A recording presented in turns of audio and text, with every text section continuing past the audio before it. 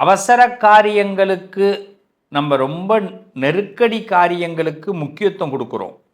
அது மாதிரி விஷயங்களில் ரொம்ப நிதானம் தேவை. நம்மளை என்ன பண்ணுறாங்க, நிறைய பேர் கோபத்துக்கு உள்ளாக்குறாங்க, டைவர்ஷன் பண்ணுறாங்க. இது மாதிரி விஷயங்கள்லாம் நம்மளை சிக்க வைக்கிறாங்க. இங்கெல்லாம் தான் ஐயா நம்ம கவனமாக இருக்கணும். தனம் தரும், கல்வி தரும், ஒரு நாளும் தளர்வு அறியா மனம் தரும், தெய்வ வடிவம் தரும், நெஞ்சில் வஞ்சமில்லா இனம் தரும், நல்லெனவெல்லாம் தரும், அன்பர் என்பவர்க்கு கணம் தரும், பூங்குழலால் அபிராமி கடைக்கண்கள். என் உறவுகளே, நான் முதல்ல சொன்ன விஷயத்தை தெளிவாக உங்கள் மைண்டில் ஏற்றுங்க. நமக்குள்ள நிறைய ஞானங்கள் ஏற்பட நம்மளை ஒரு பெரிய பலசாலியாக ஆக்கும் இந்த உலகம். உங்கள் ராசியில் மறைந்திருக்கக்கூடிய சக்தி 90% பேருக்கு இப்போ நல்ல மாற்றத்தை கொடுக்க போகிறது. இந்த சக்தியை பயன்படுத்தினா வாழ்க்கை கண்டிப்பாக மாறப்போகுது. அவ்வளோ பவர்ஃபுல் பிளானட், பவர்ஃபுல் ஜாதகங்கள் உள்ளது சிம்ம ராசி. சிம்மத்தில் பிறந்தவர்கள் காந்த சக்தி கொண்டவர்கள். எப்படியோ மற்றவங்களெல்லாம் ஈர்த்துருவீங்க. நீங்கள் நடந்தால் ஊர்வலம், நீங்கள் ஒரு தேர் பவனி, அப்படி ஒரு பலம் கொண்டவர்கள். அது நமக்கே புரியாது. இந்த சிம்மத்தை வழிநடத்துவது ரொம்ப கஷ்டம் இந்த ராசிக்காரர்களை. ஆனால் நீங்கள் பல பேருக்கு வழிகாட்டியாக இருங்க.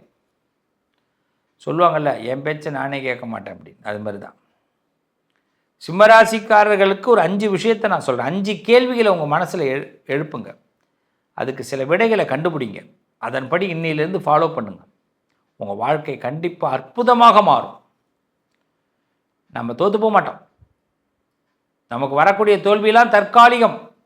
ஒரு வெற்றியை நோக்கி பிரகாசமாக காத்துக்கிட்டு இருக்கிறோம். தோல்வி வந்துருச்சேன்னு பயப்படக்கூடாது. தோல்வி வந்ததுக்கு பிறகு தான் வெற்றியோடைய அர்த்தமே புரியும். என் குடும்பத்தில் உள்ளவன் என்னை பேசிட்டான் சார்.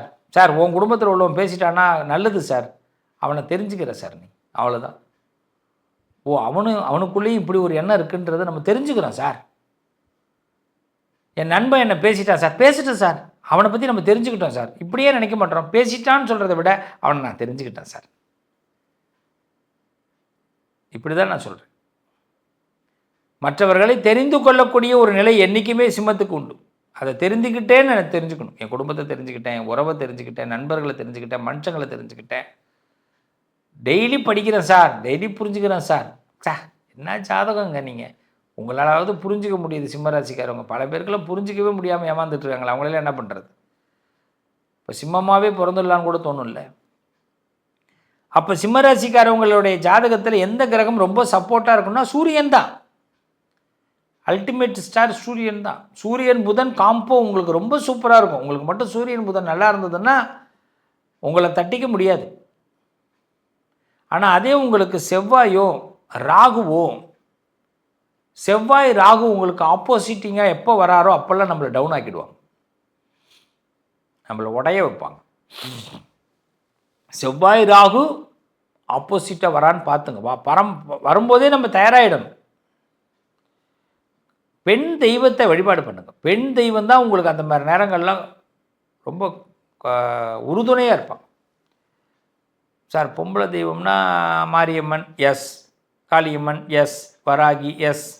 இதையெல்லாம் விட வீட்டில் உள்ள பெண்கள் அவங்கள்ட்ட கொஞ்சம் சில கருத்துக்களை கேட்கணும்.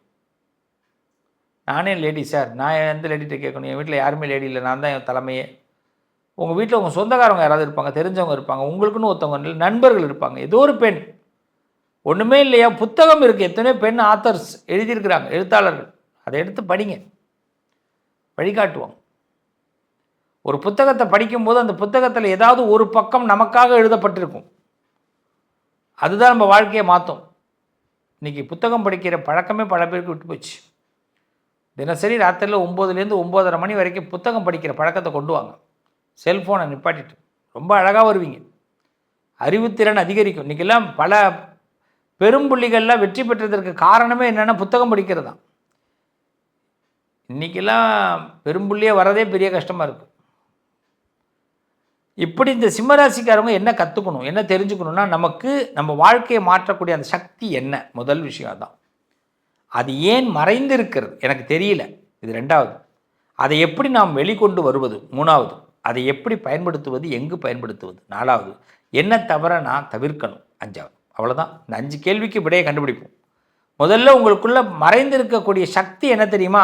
காந்த கவர்ச்சி. எஸ், சிம்மம்னா கவர்ச்சி, சிம்மம்னா காந்த கவர்ச்சி. அப்படின்னா தூற்றுவார் தூற்றட்டும், போற்றுவார் போற்றட்டும், போகட்டும் அனைத்தும் கிருஷ்ணனுக்கே அப்படின்னு சொல்லுவாங்க இல்லையா?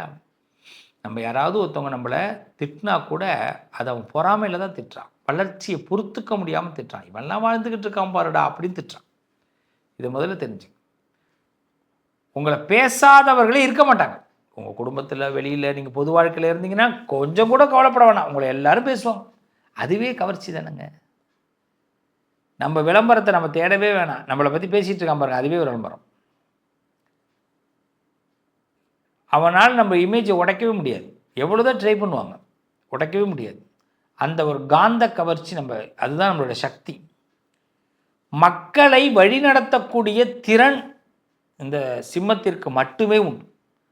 உங்கள்கிட்ட வேலை பார்க்குற லேபர்ஸாக இருக்கட்டும், நீங்கள் வேலை பார்க்குற இடத்துல உங்களோட முதலாளிகளை நீங்கள் எப்படி ஹேண்டில் பண்ணணும் உங்களுக்கு மட்டும்தான் தெரியும். பெரியவங்கள்ட்ட எப்படி நடந்துக்கணும் உங்களுக்கு மட்டும்தான் தெரியும்.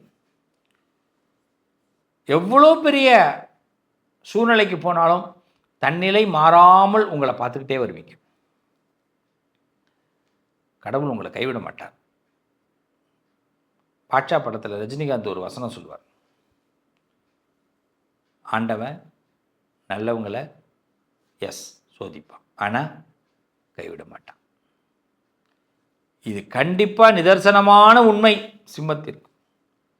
அதனால் இந்த பதிவை பொறுத்த வரைக்கும் நல்லா தெரிஞ்சுங்க, மக்களை வழிநடத்தக்கூடிய திறன் உங்களுக்கு கண்டிப்பாக உண்டு. தன்னம்பிக்கை தான் உங்கள் சொத்து, அதை மட்டும் விட்டுறாதீங்க. யார் எது சொன்னாலும் உங்கள் கண்ணிலேருந்து கண்ணீர் மட்டும் வரவே கூடாது. எது வேணாலும் வரலாம், கண்ணீர் மட்டும் வரக்கூடாது. தைரியமாக இருக்கணும். இராணுவத்தில் என்னுடைய பிள்ளைகள், வீரர்கள் எப்படி தைரியமாக நம்ம நாட்டுக்காக தன்னை தயார்படுத்தி கொண்டு நிற்கிறார்களோ, எங்கள் பிள்ளைகள் அந்த பிள்ளைகளுக்கு எப்படி நம்ம டெய்லி சல்யூட் பண்ணணும். அந்த பிள்ளைகளை நாம் நினைக்கணும், இராணுவத்தில் இருக்கிற பிள்ளைகளை வீட்டில் இருந்து நாம் டெய்லி அவங்களுக்கு சல்யூட் பண்ணணும். அதே மாதிரி சிம்மத்து ராசிக்காரர்கள் இந்த இராணுவ வீரர்களைப் போல் இருக்க வேண்டும். இதுதான் உண்மை. நிறைய படைக்கக்கூடிய ஆற்றல் உள்ளவர்கள், உங்கள் சிந்தனைகளில் வரக்கூடிய திறமை. நீங்கள் ஒன்றே ஒன்று, இன்னொருத்தனை நம்பிடாதீங்க, அங்கே தான் தப்பு பண்ணுவீங்க. எப்பயுமே அரசன், என்றைக்குமே ஒரு அரசன் எப்படி இருக்கணும்னா, மந்திரிமார்களையும் அதிகாரிகளையும் நம்பி ஒரு அரசன் இருந்துடக்கூடாது. அரசன் தன்னை நம்ப வேண்டும், அவன் தான் அரசன். அரசன் மந்திரிகளையும் அதிகாரிகளையும் நம்பிட்டான்னா அரசன் அவனுடைய பதவியை இழக்க வாய்ப்பு இருக்கணும்னு சொல்லுவான். சிம்மராசிக்காரர்கள் ஒரு அரசர்கள், உங்களை நம்புங்க. அப்போ மந்திரிமார்களும் அதிகாரிகளும் என்ன சொன்னாலுமே சிம்மராசிக்காரர்கள் என்ன பண்ணணும்? ஒரு அரசனாக உங்கள் வீட்டில் உங்கள் பிள்ளைங்க ஏதாவது சொல்கிறாங்க, உங்கள் பொண்டாட்டி சொல்லுது, இல்லை உங்கள் வீட்டுக்காரர் சொல்கிறார், நீங்கள் தான் சிம்மராசி, அவங்க சொல்கிறத கேளுங்க. ஆனால் முடிவெடுக்கிற திறமை உங்கள்கிட்ட தான் இருக்கும். நீங்கள் தான் முடிவெடுக்கணும். அதை தவிர்க்க கூட உங்களுக்கு அனுமதி உண்டு, தவிர்க்கணும். என் புள்ள சொல்லிட்டான் சார், நீங்கள் செஞ்சீங்கன்னா நடுத்தரில் தான் நிற்கணும். இங்கே தான் தப்பு நடக்குது. என்னுடைய உறவு சொல்லிட்டாங்க சார்னு சொன்னால் நம்ம சொல்கிறது ரைட்டு, அவங்க சொல்லட்டும். உங்கள் பிள்ளையோ, உங்கள் மகளோ, உங்கள் மகனோ, உங்களுடைய உறவுகளோ ஒன்று சொல்கிறாங்க, நண்பர்கள் சொல்கிறாங்கன்னா அவங்க சொல்கிறது கரெக்டு. ஆனால் அது இந்த நேரத்தில் கரெக்டாக, இதில் நாளான்னைக்கு கரெக்டாக, ஞாயிற்றுக்கிழமைக்கு செய்யலாமா, அது திங்கக்கிழமை செய்யலாமா, மார்ச் மாதம் செய்யலாமா, பிப்ரவரி மாதம் செய்யலாமா, இப்படி திங்க் பண்ணிக்கிட்டு தான் முடிவெடுக்கணும். அவங்க சொல்கிறத நான் அவாய்ட் பண்ண சொல்லலை, ஆனால் அது அவங்க சொல்கிறது இந்த மாதத்துக்கு கூட செட் ஆகாமல் இருக்கும். இந்த மாதத்துக்கு என்ன சார் வேணும், அதை பண்ணுங்கள். இதுதான் சிம்மம். அப்போ தான் உங்களை நீங்கள் வெளிப்படுத்த முடியும். என்றைக்குமே ஒரு பொது இடத்துல ஜொலிக்கக்கூடிய திறனும் பெருந்தன்மையாளர்களும் இந்த சிம்மராசிக்காரர்கள், ஜொலிக்கக்கூடிய திறன் கொண்டவர்கள். நீங்கள் எங்கே போனாலும் உங்களுக்கு ஒரு பவர் கிடச்சிடும். இதுதான் சிம்மத்துடைய பெரிய பலம். உயர்ந்த இலக்குகளை வைங்க, அசால்ட்டாக அடிங்க. சின்ன இலக்குகளே உங்களுக்கு இருக்கவே கூடாது, உயர்ந்த இலக்குகள், அதுதான் உங்களுடைய மிகப்பெரிய பலம். நீங்கள் செய்யக்கூடாது இது என்னென்னா, எல்லாருக்கும் உதவணுங்கிற எண்ணம் உங்களுக்கு சரி, ஆனால் எப்போ எப்படி எந்த நேரத்தில் உதவணுமோ அப்போ மட்டும்தான் உதவும். எப்போ பார்த்தாலும் நான் எல்லாருக்கும் உதவிக்கிட்டே இருப்பேன் சார் அப்படின்னா அதுவே நமக்கு வளர்ச்சி இருக்காது. கிருஷ்ண பரமாத்மாவே சொல்லியிருக்கார், ஒருத்தனுக்கு அறிவுரையை கூட அவன் கேட்கும்போது சொல்லு, தேவைப்படும் போது சொல்லு.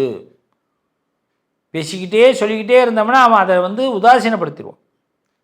அப்போ சிம்மராசிக்காரர்களுக்கு சூரியன், செவ்வாய், இந்த கிரகங்கள் எப்படி இருக்காங்கன்னு பாருங்கள். ராகு எப்படி இருக்காருன்னு பாருங்கள். உங்களுக்கு சனி புத்தி, செவ்வாய் புத்தி, ராகு புத்திலாம் நடக்கும்போது உடல்நலங்களில் ரொம்ப கவனமாக இருங்க. ஒருத்தவங்களை எதிர்க்கிறோம் அப்படின்னா பெண் தெய்வத்தை வழிபாடு செய்து நீங்கள் எதிர்க்க ஆரம்பிங்க, நல்லது நடக்கும்.